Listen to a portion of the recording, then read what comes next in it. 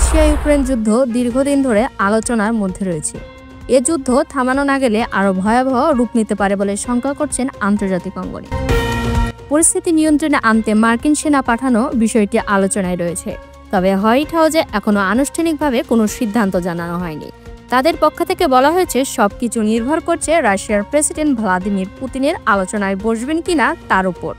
যদি পুতিন শান্তি আলোচনায় না আসেন তাহলে সংঘাত আরও দীর্ঘমেয়াদী ও জটিল হয়ে উঠতে পারে। সংকট নিরসনের জন্য ইউক্রেনের প্রেসিডেন্টকে অবশ্যই আরও নমনীয় হতে হবে। কেবল কঠোর অবস্থায় ধরে রাখলে যুদ্ধ থামানো সম্ভব নয়। তার মতে পশ্চিম দেশগুলো চায় ইউক্রেন কিছুটা ছাড় দিক, যাতে আলোচনার টেবিলে ফিরে আসা সম্ভব হয়। বিশ্লেষকদের পর্যবেক্ষণ অনুযায়ী মার্কিন যুক্তরাষ্ট্রে বর্তমানে দ্বৈত বার্তা দিচ্ছে। একদিকে তারা ইউক্রেনকে সমর্থন দিয়ে যাচ্ছে, অন্যদিকে সরাসরি যুদ্ধের ক্ষেত্রে সেনা পাঠানোর বিষয়েও ইঙ্গিত দিচ্ছে, যদিও এখনও চূড়ান্ত কোনো ঘোষণা নেই। ফলে সামনের দিনগুলো পুতিনের সিদ্ধান্ত এবং জেলেনস্কির কূটনৈতিক নমনীয়তা নির্ধারণ করবে যুদ্ধের ভবিষ্যৎ।